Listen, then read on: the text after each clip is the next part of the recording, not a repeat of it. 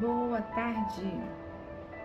Estudando a Bíblia juntos, vamos para o Salmo do dia. Salmo 9. Graças a Deus, justo juiz. É um salmo de ações de graça. Ao mestre de canto. Segunda melodia, a morte para o filho. Salmo de Davi. Então esse salmo, meu irmão, minha irmã, é um salmo de Davi. E aqui Davi, deixa eu pegar minha régua aqui. Aqui Davi louva ao Senhor. Vamos para o esboço do salmo. Aqui Davi louva o Senhor, né? Que é o nosso justo juiz, por destruir os ímpios, né? Dos versículos 1 ao 10. Ele exorta o povo a louvá-lo, dos versículos 11 ao 12. Clama a Deus para que destrua os ímpios, a fim de que os justos possam ser libertos, dos versículos 13 ao 20. E juntamente com o Salmo 10, este forma um acróstico alfabético parcial no texto hebraico. Por quê? O Salmo 9 começa e a continuação no versículo 10, no Salmo 10. Então, utilizando cada letra do alfabeto em ordem para dar início a versículos alternados. A morte para o filho. E aí aqui diz, né, nos estudos teológicos, né, nos estudos dos teólogos, que não se sabe o que indica essa expressão. Lá em cima fala, conforme a melodia, os lagares. Não, isso aqui já é outro salmo. Ao mestre de música para oboé e harpa, um salmo de Davi. Então vamos lá. E aqui eu tenho o Salmo 9 e a continuação vai ser o Salmo 10. Salmo de ações de graça. E ele começa, né? Senhor, quero render-te graça de todo o meu coração e proclamar todas as tuas maravilhas. Em ti quero alegrar-me, quero mesmo, quero exultar. Meu irmão e minha irmã, eu convido você para orar esse salmo comigo. Eu convido você para dar graças ao Senhor, o nosso justo juiz. A darmos nesse sábado, dia 9 de outubro, deixa eu ver quantas horas são, 16h56, 16h56. A darmos graças a Deus, darmos a graças ao nosso Deus, darmos ações de graças ao nosso Deus, nosso justo juiz. Nós não podemos ler o salmo, nós temos que orar o salmo de todo o nosso coração. Então o Senhor, o nosso justo juiz, ora com o coração, não com a boca. Senhor, quero render-te graças de todo o meu coração. Eu quero proclamar todas as tuas maravilhas, todos os teus feitos, Pai, o ontem, o hoje e até o amanhã. Todos os teus feitos pela minha vida, desde o ventre materno, todos, principalmente minha salvação, Pai. Em ti quero alegrar-me e exultar, aleluia, e tocar e cantar louvores ao teu nome, ó Altíssimo.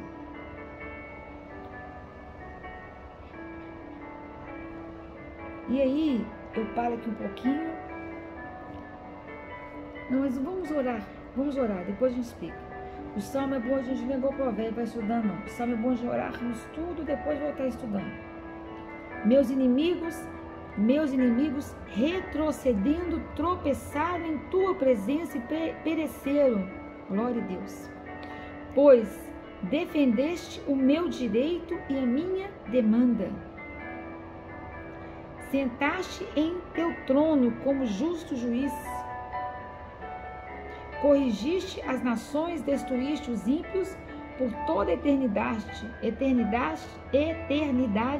apagaste o nome deles. O adversário foi totalmente derrotado para sempre. O 5 e 6, guarda esses dois versículos. Arrasaste a sua cidade, já não há quem dela se lembre. O Senhor reina para sempre, e para o julgamento firmou o seu trono. 5, 6 e 7. Glória a Deus. Eu vou até anotar aqui que eu vou falar com vocês. Versículos 5, 6 e 7. Aleluia. O Senhor julga o mundo com justiça, governa os povos com retidão. E o 8. O Senhor é abrigo seguro para os oprimidos, uma fortaleza nos tempos de angústia. Sim, Pai, o Senhor é abrigo seguro para os oprimidos, uma fortaleza nos tempos de angústia. E é verdade. Como esse salmo e todos os demais, para mim foi uma fortaleza. O Senhor foi para mim e é até hoje um abrigo seguro, uma fortaleza nos tempos de angústia, nos tempos de cativeiro. Foi a minha salvação. Em ti confio, em ti confiam todos os que conhecem o teu nome, porque tu, Senhor, jamais abandona aqueles que te buscam. Tocai, cantai e louvai ao Senhor, que reina em Sião. Proclamem entre as nações as suas façanhas. O Senhor busca os assassinos, lembra-se do sangue derramado e os vinga. Não se esquece jamais do clamor do necessitado. Misericórdia, Senhor, vê minha aflição. Olha só, o sofrimento causado pelos que me odeiam. Como eu clamei, amados, esses salmos na época do meu cativeiro, antes da minha conversão. E o Senhor me ouviu. Parecia que era eu orando, não era Davi não, era eu. O sofrimento causado pelos que me odeiam. Salva-me das portas da morte. Está até escrito aqui do lado. Orei e oro. Para que junto às portas de Sião possa eu cantar louvores a ti e ali exulte em teu livramento. Glória a Deus. Os povos caíram na cova, glória a Deus, que com astúcia abriram. No laço que ocultaram, seus pés se prenderam. Eita! O Senhor é conhecido pela justiça que exerce. Os ímpios caem em suas próprias tramas. Voltem os ímpios para o inferno, todos os povos que se esquecem de Deus. Mas os necessitados jamais serão esquecidos, nem será frustrada a esperança dos pobres e humildes. Erga-te, Senhor, não permitas que um simples mortal vença. Julgados sejam todos os povos na tua presença. Coloca em seus corações o terror, ó Senhor, para que saibam as nações da terra que não são mais do que seres humanos. Glória a Deus, Pai. Salmo maravilhoso. Maravilhoso. Então, os versículos 1 ao 2, Davi louva o Senhor, louva ao Senhor, né, o nosso justo juiz, por destruir os ímpios. E esse termo que ele usa aqui, exultar, em hebraico, significa o que? Literalmente, soltar de alegria. Foi assim que eu fiquei. Quando eu converti, eu soltei de alegria. Eu recebi o fruto do Espírito da alegria. A expressão que eu sempre uso, né? Eu ganhei na Mega Sena. Porque todos os dias eu exultava de alegria. Já parecia que eu tinha até saído da casa do cativeiro, mas eu não tinha saído ainda. Mas eu já me sentia com as portas de bronze todas rompidas, os cadeados de ferro quebrados, os grilhões. O algoz era grande, mas eu me sentia maior. E já estava toda poderosa, porque, meu Deus, o problema que para mim era grande, enorme, eu tinha medo, eu não tinha mais. Porque para mim agora o problema era desse tamanho e o meu Deus era grande. E eu meditava nessas orações todos os dias. Josué 1:8, medita dia e noite. Josué 1:8 fala assim: a palavra de Deus é perfeita e ela é maravilhosa. Ela é comprovadamente pura. Vamos falar assim, não acrescente nada a ela, nada, só viva essa palavra. Viva, obedeça, todos os dias da sua vida. Pratique. Olha só. Que o livro da Torá, a lei, esteja sempre nos teus lábios. Eu peguei isso aqui para mim de uma forma, tá? Medita nele dia e noite, para que tenhas o cuidado de agir em conformidade com tudo que nele está escrito.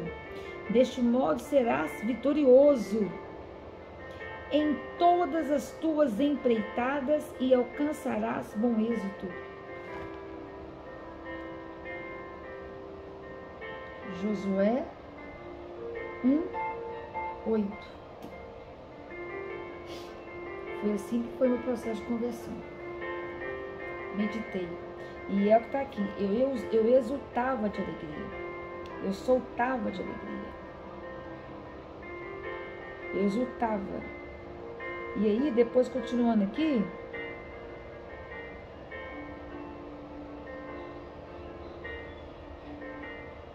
e aí mudando de assunto, exultar de alegria.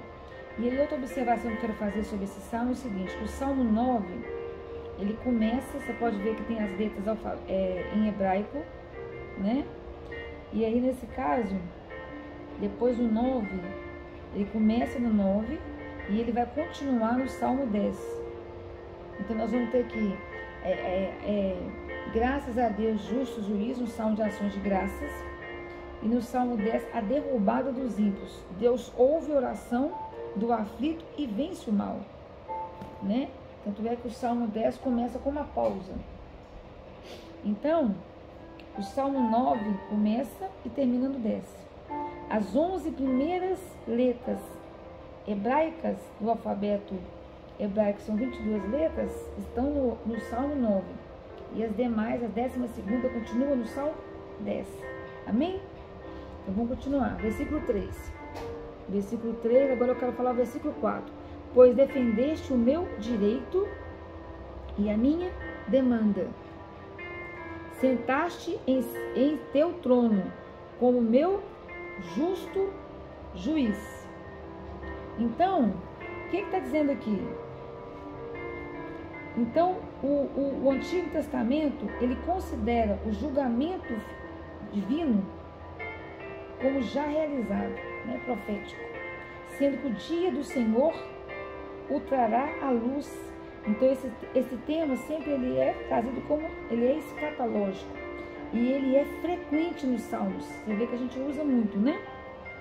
Agora o versículo 5 e 6, 5, 6, 7, 8, profético. Corrigiste as nações, destruíste os ímpios, por toda a eternidade, apagaste o nome deles. O adversário foi totalmente derrotado para sempre. Arrasaste as suas cidades e já não há quem delas se lembre. O Senhor reina para sempre. O milênio, Jesus reina para sempre. Para o julgamento firmou o seu trono. E ele julga o mundo com justiça, governa os povos com retidão. E aqui, embora a maioria das versões, né, bíblicas traz alguns verbos hebraicos no tempo passado como presente, na realidade esses verbos são perfeitos proféticos. Amém? Formando uma característica vital para o correto entendimento do Antigo Testamento, pois descrevem acontecimentos futuros, né? Como futuros, tão certo é o cumprimento deles e tão clara a visão, porque nós cremos que vai acontecer. A gente sabe que a palavra é certa e é profético. Então, os versículos 5, 6, 7, 8, eu até escrevi aqui, profético.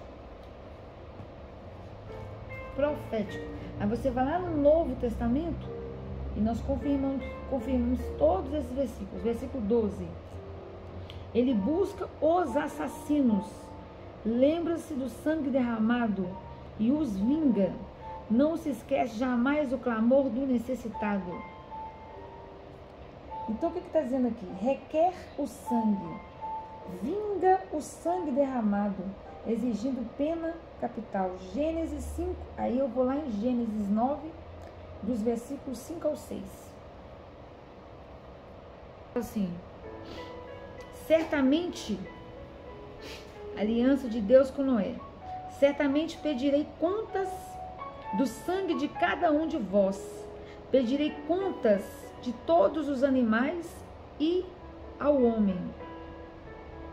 A cada indivíduo requerei contas da vida do seu próximo.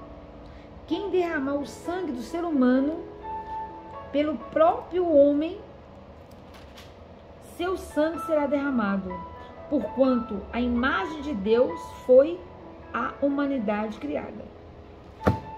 Gênesis 9, versículos 5 e 6. Versículo 14. Mas eu quero ler o 13 também. Misericórdia, Senhor, vê minha aflição. Misericórdia. Misericórdia. Davi está clamando pela misericórdia de Deus. Para que o Senhor coloque o seu amor leal, seu amor fiel, seu amor interminável, seu amor nas nossas misérias, na miséria dele. Seu amor leal, fiel, interminável, absoluto, na miséria dele. Misericórdia. Vê minha aflição, vê o sofrimento causado pelos que me odeiam. Salva-me das portas da morte, para que junto das portas da cidade de Sião possa eu cantar louvores a ti, ali exulte em teu livramento. E eu louvava assim, no meu cativeiro, no leito da morte também, do mesmo jeito de Davi. E aconteceu da mesma forma que Davi. Então, essa cidade, ou filha em hebraico aqui, então Davi descobre que o melhor antídoto, foi meu antídoto também, o melhor antídoto contra o sofrimento está no louvor ao Senhor. Meu irmão, minha irmã, ore, louve o Senhor. E eu já dei esse estudo. Acorde já louvando o Senhor, agradecendo, com o coração grato. É o melhor remédio, é o melhor antídoto. Louve e adore o Senhor. Não tem coisa que perturbe mais o inferno e Satanás. Você está angustiado? Está triste? Louve e adore, coloque um louvor. E comece a adorar. Coloque todos os seus problemas. Eu peguei esses papeizinhos amarelos e escrevi todos os meus problemas aqui, minhas preocupações para o Senhor. Sabe, Pai? Tem essas preocupações financeiras. Né? Tem essas preocupações. Colei aqui. Falei, agora eu vou trabalhar. Lance sobre o Senhor. Orei, adorei e descansei. Escreve as suas preocupações. Aquilo que você tem que fazer, você faz, né? Lógico que você não vai pôr na mão de Deus e ficar deitado no sofá, né? Você tem que fazer, você tem que fazer. Então, fazendo apologia para ninguém ficar com preguiça. A Bíblia tem uma advertência contra a preguiça. Mas aqui eu estou dizendo que o melhor antídoto contra o sofrimento, contra a angústia, depressão, é o louvor, é a adoração. E aí você fala, mas Lúcia, eu tenho esse problema. Descreva, entrega, não pega de volta não, entrega para o Senhor, entregou, vai orar, vai meditar na palavra, vai adorar e depois vai trabalhar, faz as suas coisas e vai adorar o Senhor. Não pega de volta não, espera que agora é com ele, você entregou. Assim as portas da morte não poderão impedir de atravessar as portas de Sião, de adorar e de louvar o Senhor, da alegria, amém? Agora vamos para o versículo 20. Coloca em seus corações o terror, ó Senhor, para que saibam as nações da terra que não são mais do que seres humanos.